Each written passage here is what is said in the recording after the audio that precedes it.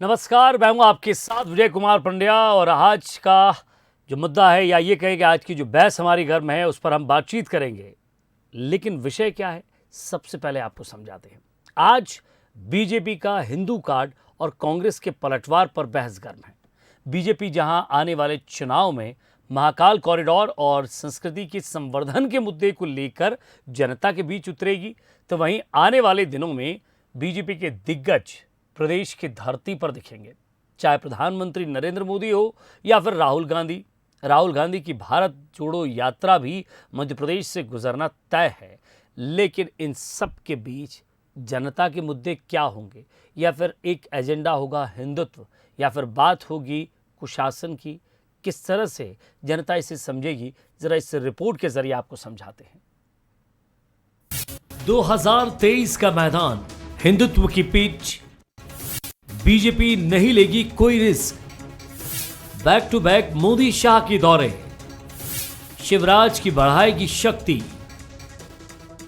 MP में 2023 का चुनाव हिंदुत्व की पिच पर होगा। बीजेपी ने इसके संकेत भी दिए हैं। माना जा रहा है कि महाकाल लोक के साथ साथ अब ओंकारेश्वर टेंपल ऑफ टाउन और राम वन गमन पथ को लेकर भी पार्टी सियासी एजेंडा सेट करने में जुटी है, ताकि विधानसभा चुनाव में विपक्ष को हिंदुत्व की पिच पर लाया जा सके। वहीं पार्टी इस बार कोई रिस्क नहीं लेना चाहती है।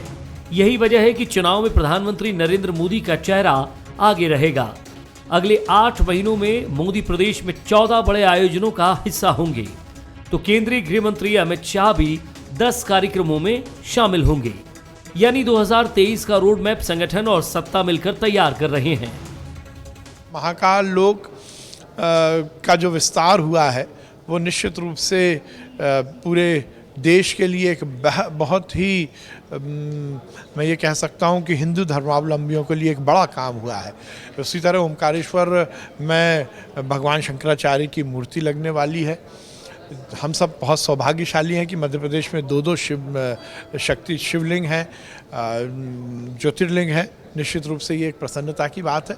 तो प्रधानमंत्री जी और गृह मंत्री जी जब आएंगे, निश्चित रूप से हमारे लिए वो सौभाग्य की बात होगी। बीजेपी की ये तैयारी 2023 के साथ साथ 2024 के लोकसभा चुनाव की भी है। लेकिन कहीं न कहीं मोदी और शाह के दौरे प्रदेश में सीएम शिवराज की शक्ति ही बढ़ाएंगे। हालांकि कांग्रेस बीजेपी की तैयारियों को अलग नजरिए से देख रही है। साथ ही वो दावा कर रही है कि अगले साल चुनाव में जनता का आशीर्वाद उसे ही मिलेगा। महाकाल कॉरिडोर बना, कमलनाथ जी की योजना थी, कमलनाथ जी ने उसकी शुरुआत करी, लेकिन हमारे वहाँ के स्थानीय लोगों ने जिस तरह से वहाँ पे भ्रष्टाचार होते देखा, उस मुद्दों को उठाया। तो भारतीय जनता पार्टी समझ रही है कि अब ये भ्रष्टाचार के मुद्दे जब जनता के बीच में जाएंगे तो जनता उन्हें दोबारा नहीं चुनेगी। तो इस तरह की योजनाएं आएंगी और ख़ास तौर पे भारतीय जनता पार्टी जिन राज्यों में चुनाव होते हैं वहाँ की जनता को बरगलाने के लिए धार्मिक मुद्दे लाती है, धर्म से जोड़ना चाहती है, जाति से जोड़ना चाहती है। तो अब ये उनके प्रयास लगातार ये चलते रहेंगे। कांग्रेस भी विधानसभा चुनाव के लिए कोई कोर कसर नहीं छोड़ना चाहती, लेकिन बीजेपी हिंदुत्व की पिच पर ही लौटती दिख रही है। एक रिपोर्ट के मुताबिक पिछले 8 से 10 महीनों के दौरान राज्य के शिव मंदिरों में भक्तों की संख्या तेजी से बढ़ी है। शायद एक वजह यह भी है कि महाकाल लोक के बाद बीजेपी का फोकस अब ओंकारेश्वर पर है। हालांकि हिंदुत्व की पिच पर विपक्ष बोल्ड होगा या नहीं, ये देखना भी दिलचस्प होगा। Bureau report, Bansal news. तो मिशन 2023 के साथ 24 की तैयारी है और इन्हीं तैयारियों में पिच हिंदुत्व की है। लेकिन बैटिंग करने और बॉलिंग करते समय दोनों ही पार्टियां आमने सामने होंगी, यानी कि आप समझ लीजिए कि चुनावी मैदान में दोनों आमने सामने होगी। ऐसे में क्या मुद्दा फिट बैठेगा, और जिस तरह से जो भीड़ शिव मंदिरों में उमड़ रही है, वही भीड़ जब बूथ पर जाएगी तो क्या अपने अपने वोट में कन्वर्ट हो पाएगी, इसको भी ज़रा समझने की कोशिश करते हैं। विकास बोंद्रिया साहब बीजेपी नेता हैं, हमारे साथ जुड़ रहे हैं। सर, स्वागत है आपका। और आनंद जाट साहब कांग्रेस के प्रवक्ता हैं, प्रखर वक्ता हैं, वो भी हमारे साथ जुड़ गए हैं स्काइप से। ज़रा उनसे भी मैं समझने की कोशिश करूँगा। सबसे पहले तो विकास बोंद्रिया साहब आपसे शुरुआत करता हूँ। स्टूडियो में आप मौजूद हैं हमारे साथ। ये बता दीजिए कि लगातार प्रधानमंत्री के दौरे होंगे, साथ ही साथ अलग अलग नेता भी आएंगे। अमित शाह जी भी आ चुके हैं, गृह मंत्री के भी अपने अपने दौरे हैं। एजेंडा एक सेट कर दिया है, मंदिर, दीपक, उसके साथ साथ हिंदुत्व और संस्कृति। इसी मुद्दे को लेकर ये चुनाव लड़ा जाएगा या फिर विकास का मुद्दा होगा, रोड होगा, बिजली होगा, पानी होगा, सड़क होगा, मकान होगा, भ्रष्टाचार होगा, बेरोजगारी होगा? क्योंकि विपक्ष के पास अपने कुछ मुद्दे हैं और आपका रोड मैप कुछ अलग है। देखिए, हमारा जो रोड मैप है वो सबके सामने है। हम तो सरकार में हैं जी, जो काम कर रहे हैं लगातार काम कर रहे हैं, विकास के काम कर रहे हैं, जनता को सहूलियत पहुंचाने के काम कर रहे हैं, जन सामान्य के उन्नयन के काम कर रहे हैं, अंत्योदयी विकास के काम कर रहे हैं, भारतीय अस्मिता, भारतीय प्रतिमानों, भारतीय संस्कृति को वापस स्थापित करने के जो काम कर रहे हैं वो आप सब रोज देख रहे हैं। आज भी माननीय मुख्यमंत्री जी ने जो हम गोवर्धन पूजा करते हैं उसके माध्यम से कैसे हम प्रकृति के प्रति कृतज्ञता अर्पित करते हैं, इसके कार्यक्रम को, इस फलसफे को आपके सामने रखा, जो भारतीय जनता पार्टी की पंचनिष्ठाओं और यूं कहें आपकी लक्ष्यों के अनुरूप है। तो हम तो सरकार में, हमारे काम आप सबको दिख रहे हैं, हम लगातार उस पर कर्मशील हैं और इन्हीं मुद्दों को लेके हम लोगों के बीच जा रहे हैं। और माननीय प्रधानमंत्री जी ने तो देखिए विजय जी नारा ही दे रखा है ना, सबका साथ, सबका विकास, सबका विश्वास और सबका प्रयास। इसके बाद तो कोई शंका, जिस ढंग की बातें आप अभी कर रहे हो वो तो कोई रहती नहीं है। जहाँ तक तुष्टीकरण की बात है, ये काम तो कांग्रेस करती आई है, हमने इसे बाहर का रास्ता दिखाया है, इसलिए कांग्रेस को दिक्कत होती है। कांग्रेस ने तुष्टीकरण करके कुछ अरसे तक तो वोट प्राप्त करने में सफलता प्राप्त कर ली, लेकिन हमने जब इस तुष्टीकरण को खत्म किया, नहीं आपने त्योहारों को इवेंट बनाया ना, ये कहना है कांग्रेस का।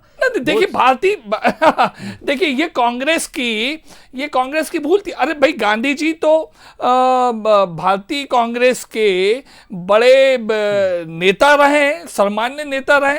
उन्होंने क्यों रघुपति राघव राजाराम के गीत को सर्वमान्य गीत बनाया? अरे भारतीय सनातनी त्योहारों में इस पूरे भूलोक की उन्नति का रास्ता छुपा हुआ है, वो हमें दिखाई देता है, हम उसको उल्लास के साथ मनाते हैं। एक मिनट, क्या कांग्रेस को यहाँ से आप कोई बताइए रास्ता ना, दिखाई एक देता है बात क्या? बताइए आप, आनंद जी, क्या गोवर्धन पूजा को आप पर्यावरण संरक्षण को से लेकर नहीं देखते? मैं इसी पर आऊंगा ना। आनंद जी बताए ना, बताएंगे। आनंद जी को देखिए विजय जी, आनंद जी को बड़ी स्पष्टता, अगर कांग्रेस का मत रखना तो स्पष्ट करना चाहिए कि गोवर्धन पूजा हमारी प्रकृति से जुड़ी हुई है या नहीं है। हम वृक्षों पे दिया लगाते हैं तो मैं क्या कह रहा हूं, उन्होंने गोवर्धन पूजा का तो विरोध ही नहीं किया सर, आप कहां चले गए? चलिए देखिए राजनीति में धर्म कर्म के साथ आगे बढ़ना क्या गलत है? नहीं, बिल्कुल गलत नहीं है। अरे हमारी धार्मिक मान्यताएं वैज्ञानिक रूप से। आनंद जी, क्या आपको नहीं लगता कि आपके पार्टी, आपके नेता कुछ थोड़ा सा ये जो इवेंट में पीछे रह जाते हैं? पूरी कांग्रेस आज पूरी किसी गौशाला में जाती, वहां बढ़िया उत्सव मनाते, थोड़ा फोटो वोटो हो जाता आपका भी, तो ठीक लगता ना सर? फिर विकास बोंद्रिया जी को आप बताते कि धर्म के साथ चलिए। देखिए, मैंने बहुत धैर्य से सुना और मुझे उम्मीद है कि विकास जी अपनी पार्टी के संस्कारों से हटकर मुझे भी धैर्य से सुनेंगे। नहीं, मेरी पार्टी के संस्कार, एक मिनट आनंद जी, आपने चूंकि संस्कारों की बात की और मुझ पे आपत्तिजनक टिप्पणी की मेरी पार्टी पे, इसलिए केवल मैं टोक रहा हूँ। मेरा संस्कार ये है, विजय जी जानते हैं कि मैं बहुत धैर्य से सुनता हूँ। जब आप पूरा बोल लेंगे तभी मैं कुछ बोलूंगा, साहब बोलूंगा ही नहीं उसके पहले। मुझे पता था कि आप बीच में नहीं, आप गलत टिप्पणी, आप मुद्दे पर बात करिए, संस्कार पर बात कर रहे हैं आप। देखिए, मध्य प्रदेश में भारतीय जनता पार्टी की 15 साल तक लगातार सरकार थी, जिसमें सबसे लंबे समय तक शिवराज सिंह चौहान मुख्यमंत्री थे। महाकाल कॉरिडोर के विस्तार की कोई बात, कभी चर्चा आपने कभी नहीं सुनी थी। वो चर्चा सबसे पहले अगर अमल में लाने की बात की तो आदरणीय कमलनाथ जी के नेतृत्व में कहा कि जब श्रद्धालु महाकाल का दर्शन करने आए तो वो वहां पर ठहरे और आध्यात्मिक एक चेतना का अनुभव करें। तब महाकाल कॉरिडोर के विस्तार की योजना बनी थी और दिनांक थी 17 अगस्त 2019। कैबिनेट ने इसी दिन 3 मंत्रियों के स्तर की एक समिति बनाई, जिसमें सज्जन सिंह वर्मा जी थे, जिसमें पीसी शर्मा जी थे, जिसमें जयवर्धन सिंह जी थे। राम वन गमन पथ मध्य प्रदेश के आज बच्चा बच्चा जानता है कि प्रभु श्री राम वनवास के अपने यात्रा और प्रवास के दौरान मध्य प्रदेश से गुजरे थे। वो पवित्र भूमि मध्य प्रदेश की है जहां प्रभु श्री राम के चरण पड़े थे। ये बात अगर आज मध्य प्रदेश का बच्चा बच्चा जानता है तो उसका श्रेय आदरणीय कमलनाथ जी और कांग्रेस की हाथ के पंजे की सरकार को जाता है। कहाँ थे 15 साल से भारतीय जनता पार्टी के लोग? कहाँ थी महाकाल कॉरिडोर के विस्तार की योजना? कहाँ था राम वन गमन पथ का कॉन्सेप्ट? लेकिन मैं इससे भी आगे बढ़कर बात करता हूँ, पुजारियों के मानदेय की बात हो, वो एक पुण्य का काम था, वो आदरणीय कमलनाथ जी ने किया। मुझे इस बात से कोई आपत्ति नहीं है कि महाकाल कॉरिडोर का लोकार्पण प्रधानमंत्री जी आकर करते हैं, या राम वन गमन पथ का जब बनेगा तो उसका लोकार्पण करने प्रधानमंत्री जी आएंगे। ये दोनों पुण्य के काम है और भारतीय जनता पार्टी को इसका श्रेय लेना चाहिए, वो सरकार में है। लेकिन उन्हें किसानों की कर्ज माफी का जो सबसे पुण्य का काम था उसका भी श्रेय लेना चाहिए। एक बात आप बताइए, एक बात आप बता दीजिए आनंद जी, मुझे लगता है आप अपने गाँव में अपने घर में हैं। आपकी जो पूरी पीछे जो तस्वीर आ रही है वो आपके गांव के घर की आ रही है। जी जी जी। आज गोवर्धन पूजा की आपने? बिल्कुल की। और वो फोटो क्यों नहीं खिंचवाया? फोटो क्यों नहीं खिंचवाया? फोटो खिंचवाया जिस फोन से स्काइप से बात कर रहा हूँ उसी फोन में। तो ट्विटर पे फेसबुक पे डालना था ना, तो विकास जी को पता चलता है कि आप भी धर्म के रास्ते पर चलते हैं।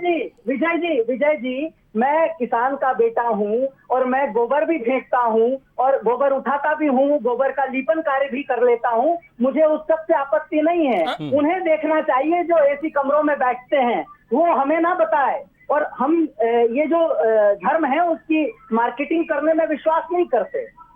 क्या बीजेपी करती है क्या विकास जी? मैं अब आपको रोक रहा हूँ, विकास जी को पूरा समय दूंगा।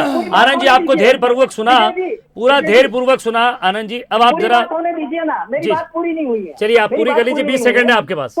हाँ, तो मैं यही कह रहा हूँ कि किसान कर्ज माफी भी पुण्य का काम था, लेकिन ये दिखाना चाहते हैं कि किसानों आपने 2018 में हमें जो है सरकार नहीं बनाने का मौका दिया, अब हम आपके साथ जो है वो नहीं खड़े होंगे। वो पुण्य का काम इन्होंने बंद कर दिया। क्यों?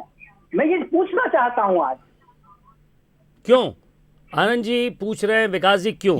आपके मुद्दे में हमेशा से मंदिर रहते हैं, आपके मुद्दों में हिंदुत्व का एजेंडा रहता है। होना चाहिए साहब, आपकी पार्टी है, इन्हीं तरह के दावे करके आती है, लोगों की जनभावनाओं से जुड़ा हुआ है और वही लोग वोट में भी कन्वर्ट होते हैं। और हिंदुत्व की आप बात करते हैं तो सर हिंदुत्व शब्द फिर एक ऐसा शब्द हो जाता है जिसके साथ फिर दूसरे लोगों को थोड़ा सा प्रॉब्लम होने लगती है। तो यहाँ अगर आप, कुछ लोग कहते हैं सनातनी जोड़ लीजिए तो ठीक रहेगा। खैर वो आपका अपना पार्टी का और अपना एक मसला है, मैं उस पर नहीं जाना चाहूँगा। लेकिन क्या आपको लग रहा है कि यही वो मुद्दे हैं जो मध्य प्रदेश में आने वाले इस इलेक्शन में काम करेंगे? क्योंकि अब आप ओंकारेश्वर के मुद्दे पर जाएंगे, फिर नर्मदा कॉरिडोर की तरफ बढ़ेंगे। कांग्रेस का कहना है कि भ्रष्टाचार, विकास, स्कूल, शिक्षा, बेरोजगारी, जरा इन पर भी आइए, ये वो चाहते हैं। देखिए विजय भाई, जिन मुद्दों की आप बात कर रहे हो, जिनका कांग्रेस सवाल उठा रही है, उन मुद्दों पे तो लगातार भारतीय जनता पार्टी की सरकार 15 साल में भी और इन 3 सालों में भी लगातार काम करती रही है। हमने नए नए इसमें प्रतिमान गढ़े हैं, नए नए चरणों को हासिल किया है और तब तो हम बार बार इलेक्ट होते हुए आए हैं। अब आप को हम तो सब कुछ प्रस्तुत करते हैं ना, सड़कें पहले कितनी थी, अब कैसे लगभग 10 गुना हो गई सड़कों की लंबाई हमारे मध्य प्रदेश में। आनंद भाई, सिंचाई की व्यवस्था पहले कैसे 7 लाख हेक्टेयर तक सीमित थी, आज कैसे 45 लाख हेक्टेयर तक हो रही है। भाई अब तो खरीफ, रबी, जायद 3 फसल लेते हैं और आपके विधायक कहते हैं कि जायद में ये नहर बंद हुई, ये नहर में टेल एंड तक पानी नहीं पहुंचा। दिग्विजय सिंह जी की सरकार थी तब तो कोई जायद की फसल नहीं होती थी और तब कहीं टेल एंड पे जायद की फसल के लिए पानी पहुंचने या नहर खोलने का तो कभी कोई, आप सत्तारूढ़ होते हुए भी आपके कभी किसी विधायक ने आवाज नहीं उठाई थी। आज प्रतिपक्ष में होकर आप वो मांग कर पाते हो तो कब? जब भारतीय जनता पार्टी लगातार गांव, गरीब, किसान के मुद्दों पे काम कर रही है। अब आपने एक बात, चूंकि आपके 2018 के चुनावी एक फलसफा था, एक बहुत बड़ा आपने आडंबर गढ़ा था कि हम कर्जे माफ कर देंगे। कर्जे तो देखिए आनंद भाई आप माफ नहीं कर पाए थे। क्या आपके पास 15 महीने मिले, आपने केवल नोटशीट पे दस्तखत किए, ऑर्डर जारी किए होंगे, लेकिन बैंकों ने किसानों को एनओसी नहीं दी, अनापत्ति नहीं दी, कर्जे माफ नहीं हुए। और हो क्या गया विजय जी, ध्यान से सुनिएगा। जी, जो काम आपकी तरफ पिछले 1.5 महीने में 1.5 महीने पूर्व भारतीय जनता पार्टी की शिवराज सरकार ने किया है। आनंद जी की सरकार के बहकावे में किसानों ने बैंकों का कर्जा पटाना रोक दिया, उनके ऊपर ब्याज और क्या कहते हैं आप, चक्रवृद्धि ब्याज भी चढ़ने लग गया। वो किसानों के पे ऊपर बहुत बड़ा वजन हो गया। तब शिवराज सरकार ने कदम उठाया कि उनके ऊपर चढ़े हुए अतिरिक्त ब्याज को बिल्कुल खत्म कर दिया। वो सरकार ने भरपाई की उसकी सब बैंकों को। तब जाके आपकी पैदा की हुई समस्या से किसानों को हम निकाल पाए आनंद जी। तो देखिए, किसान भी समझता है कि आप फिजूल की बात करेंगे, आप जो कैपेसिटी में आपके नहीं रहा वो बातें आपने की, किसान ठगा गया। अरे साहब, आपके वक्त में किसानों में जो फसल हानि होती थी उसको देखने के लिए कभी कमलनाथ जी खेत नहीं जा सके, ना उसके लिए मुआवजा रिलीज कर पाए, ना राहत राशि रिलीज कर पाए। बात नहीं कीजिए सर। अरे ना राहत राशि रिलीज कर जरा पाए। बोलने दीजिए विकास जी आपका समय पूरा हुआ, जरा आनंद जी अपनी बात रखना करिए ना जी। हाँ, देखिए क्या है, मेरे हाथ में ये भारतीय जनता पार्टी का 2018 का मैनिफेस्टो है। ये 15 महीने की हमारी सरकार के मैनिफेस्टो को बड़ा गिनाते हैं। आज 24 महीने से ज्यादा भारतीय जनता पार्टी को हो गया है।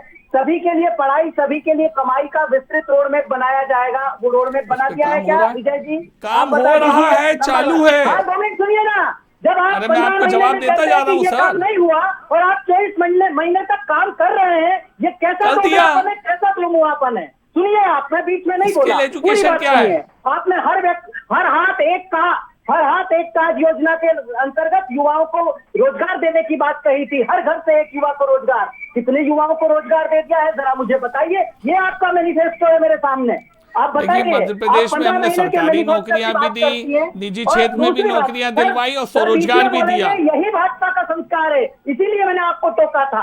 मैं तो आपके जवाब लगातार देता जा रहा हूँ, कोई सर चुके इसके नहीं बाद में आपके दे सवाल। दीजिएगा सर, उन्हें सुन लीजिए पूरा। विकास जी जरा आपको सुन सुना लीजिए। मैंने, और आप बौखला रहे हैं। ना मैं आपके सवालों के जवाब देता जा रहा हूँ हाथ के हाथ, कम शब्दों में। कर्ज माफी मैंने सिर्फ इतना कहा कि प्रधानमंत्री आए मध्य प्रदेश में और कहें कि हाँ, किसान कर्ज माफी पुण्य का काम है, उसका सेल है।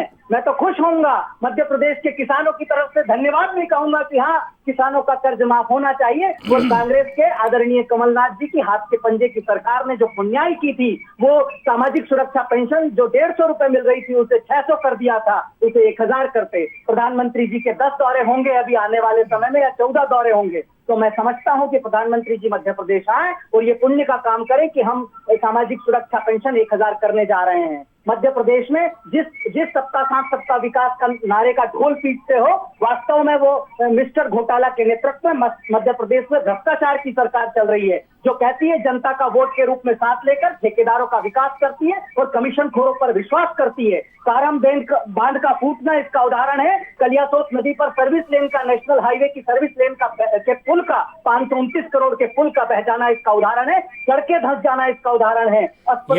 अगर इतने बड़े मुद्दे हैं आनंद जी आपके पास, में एक सवाल आपसे पूछना चाह रहा हूँ। आनंद जी, काफी बड़े मुद्दे आप अपने पास रखते हैं, लेकिन आप जैसे अनुभवी प्रवक्ता का लाभ लेना चाहिए पार्टी को।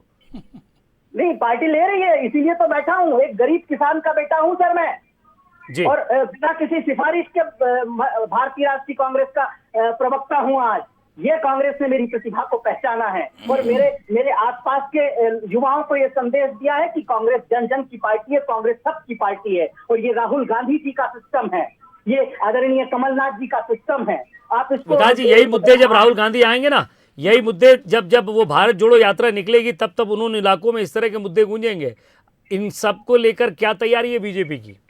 सब क्या गूंजेंगे? गांधी चौपाल की बात करने वाली 23,000 पंचायतों में गांधी चौपाल की बात करने वाली कांग्रेस, अरे 5,000 भी चौपाल नहीं लगा पाई। ये तो कांग्रेस की स्थिति है, गति है। छोड़िए, खैर वो कांग्रेस का जाने, लेकिन हमें जनता के काम करना है विजय भाई। हम जनता के विकास के काम भी कर रहे हैं, भौतिक विकास भी कर रहे हैं, उसकी चिट्ठी भी पूरी हो। मध्य प्रदेश जो है, सुनिए ना, उसे आत्मिक शांति भी मिले, आत्मिक संतुष्टि भी हो। ये सब काम हम एकात्म मानव दर्शन के माध्यम से जो हम ग्रहण करते हैं, वो सब काम हमारी सरकारें कर रही है। कहना है कि सर, आत्मिक शांति ध्यान के साथ साथ पेट भी भर दीजिए गरीबों का। अरे ये तो पहले कर रहा है। मैं याद दिला देता हूँ, कोरोना में दिक्कत आई, गरीबों को भोजन की, तो अनाज की व्यवस्था सरकार ने करी। 1 रुपए किलो भी अनाज मिल रहा है। आनंद जी, मैं आपको पूरा मौका दूंगा अनाज भी बोलने मिल का। रहा आनंद है। जी, मौका पूरा मिलेगा आपको, आप इनको सुन लीजिए। एक व्यक्ति पे 10 किलो अनाज, 5 किलो 1 रुपए में और 5 किलो बिल्कुल मुफ्त। ये कौन सरकार दे रही है साहब? भारतीय जनता पार्टी की सरकारें ही दे पा रही हैं। जी, भोजन की बात हो गई। जी। अब बताइए, आप मकान की व्यवस्था हो रही है, मकान में सुनिए ना एक मिनट, स्वास्थ्य की व्यवस्था हो रही है, शिक्षा की व्यवस्था हो रही है, मकान तक सड़क की व्यवस्था है, नल जल के माध्यम से। अब बुरहानपुर जिले को ले लीजिए, जिसके अब आनंद जी, घर में चलिए मैं नल जल आनंद जी की के पास जा रहा हूँ। व्यवस्था आनंद की जी जा कह रहे हैं चुकी है। मकान दे दिया, घर तक नल पहुंचा दिया, घर दे दिया, नल बिजली से जल पहुंचा दिया, 2018 तक अनाज हम दे हर घर दिया, में बिजली पहुंचा आप- चुके हैं। और रोजगार भी दे रहे हैं, बता रहे हैं कि अभी बिल्कुल। 75,000 जो है आपने। आनंद जी, अगर लिस्ट हवा आपके पास में, किसको रोजगार की इच्छा है तो लाइए, हम उसकी मदद तो फिर इस करेंगे। चुनाव अगर में आप कोई मुद्दा ही नहीं करवा बचा पा रहे विकास तो। जी। मैं आपके हिसाब से तो मैं ये समझ रहा हूँ फिर ये टीवी पर बोल देना बहुत आसान होता है। नहीं तो सुनिएगा, कठिन क्या है? 2022 आपने किसान कर्जे की बात कर दी और उसी को एक मापदंड रख लिया। चलिए, सुन लीजिए उसको, उनको सुन लीजिए ना। उसमें विकास जी जरा उनको सुन लेते हैं जरा, वो कह रहे हैं आपको भी पूरा समय। बोलिए बोलिए आनंद जी, आनंद जी बोलिए। भाई, 2022 में किसानों की आमदनी दोगुनी की जाने का लक्ष्य तय किया था। क्या आमदनी दुगनी हो गई? 2020 में बाढ़ आई थी, उसकी तीसरी किस्त मध्य प्रदेश में आज तक किसानों को नहीं मिली है। इन सब के उसके जवाब बाद दूंगा आगे मैं विकास जी चलते हैं। आपसे, आप 2 करोड़ पहले सुन लीजिएगा 2 करोड़ उनको। रोजगार जो है, 2 करोड़ रोजगार हर साल देने का वादा किया था। 2022 तक जो है हर आदमी को घर देने का वादा किया था। 2022 तक हर आदमी के लिए जो है नल जल योजना, और उस नल के अंदर पानी की भी बात प्रधानमंत्री ने की थी। मैं बता दूं कि मैं उस बुधनी विधानसभा से आता हूं, जहां से मध्य प्रदेश के मुख्यमंत्री 31 साल से जनप्रतिनिधि है, और उनके अपने गांव की खबर अगर आप चाहेंगे तो विकास जी आपको व्हाट्सएप पर भेज दूंगा कि नलों में पानी नहीं आता है। आज इस तरह की बातें करके बरगलाइए मत। मध्य प्रदेश नीति आयोग के इंडेक्स में आज भी 18 साल के भारतीय जनता पार्टी के शासन के बाद 2.5 करोड़ लोग गरीब हैं, मतलब 32% आबादी। और कुपोषण में मध्य प्रदेश में केवल भ्रष्टाचार हुआ है, आज तक कोई काम नहीं हुआ। और इन मुद्दों को आप इग्नोर करके कह रहे हैं कि हम जनता के साथ हैं, हम ये हैं, ये शब्दों की ये जो आनंद जी, मैं रोक रहा हूँ आपको। आनंद जी जो सवाल उठा रहे हैं विकास जी, ऐसे कुछ मुद्दे भी है, वो हवा में तो बात नहीं कर रहे होंगे, कुछ तो उनके पास आंकड़े होंगे, कुछ डिटेल होंगी, वो बता रहे हैं कि मैं कुछ दे भी सकता हूँ। की राजनीति करते हैं। इन सबके सवालों के जवाब आपके पास क्या ले होंगे? लेता हूँ, नल जल योजना पे बोलूं। जी बोलिए। उदाहरण है इन्होंने। चलिए आपके सवालों का जवाब दे रहे हैं आनंद जी। साहब, कांग्रेस आनंद की जी, विकास जी अवधारणा जवाब तो दे रहे हैं। सुनिए ना आनंद भाई, कांग्रेस की अवधारणा तो सन 1971 में थी, गरीबी हटाओ गरीबी भगाओ।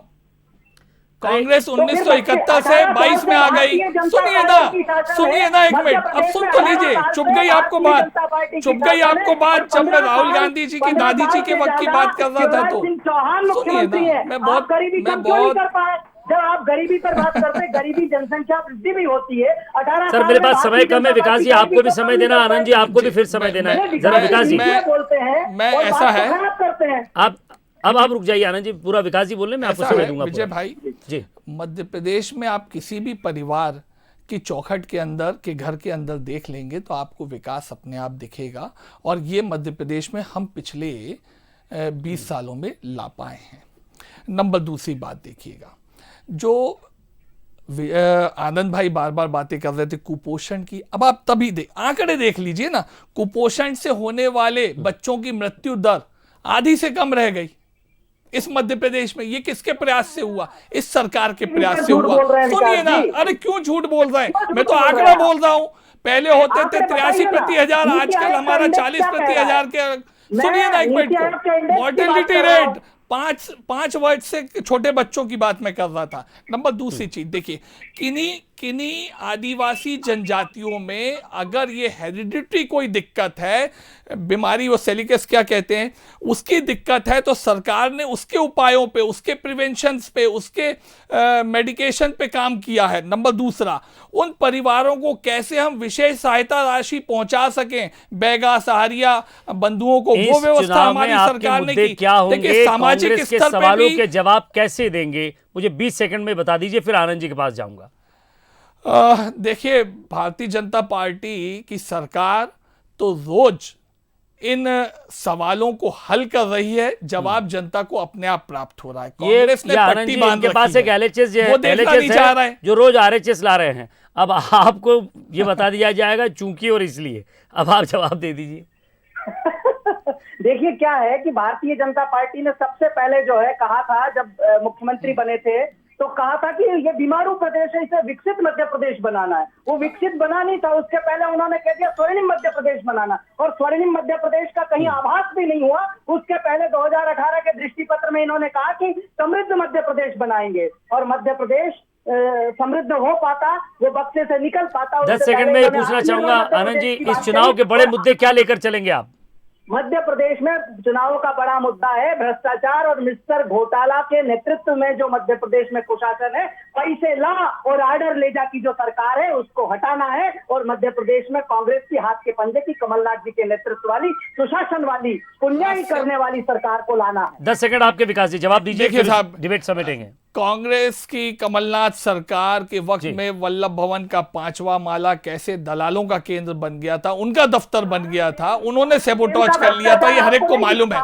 अगर कांग्रेस भ्रष्टाचार के आरोप भारतीय जनता पार्टी की सरकार पे लगाती है तो समझिए इससे हास्यास्पद मुद्दा कांग्रेस का कुछ नहीं हो सकता। कांग्रेस इज आउट, कांग्रेस के पास कोई मुद्दा नहीं है, इसका मतलब जनता समझती है। अरे कोई अच्छी बात बोलते हैं, कोई लक्ष्य गिनाते तो मैच बाकी है 2023 का, कौन आउट है, कौन इन है, कौन रन आउट है, कौन किसकी उंगली में फंसेगा, कौन किसकी उंगली में फंसेगा, ये आने वाला वक्त बताएगा। लेकिन बहस तो फिलहाल गर्म है, और मुद्दा यही है कि आने वाले चुनाव में किस तरह के मुद्दे होंगे और इन मुद्दों के जवाब एक दूसरे को किस तरह दिए जाएंगे। वार होगा, पलटवार होगा, तो कुछ तीखे तीर भी होंगे, और हम भी वहां मौजूद रहेंगे। इसीलिए आप लगातार देखते रहिए बंसल न्यूज। फिलहाल हमारी इस खास पेशकश में इतना ही। नमस्कार।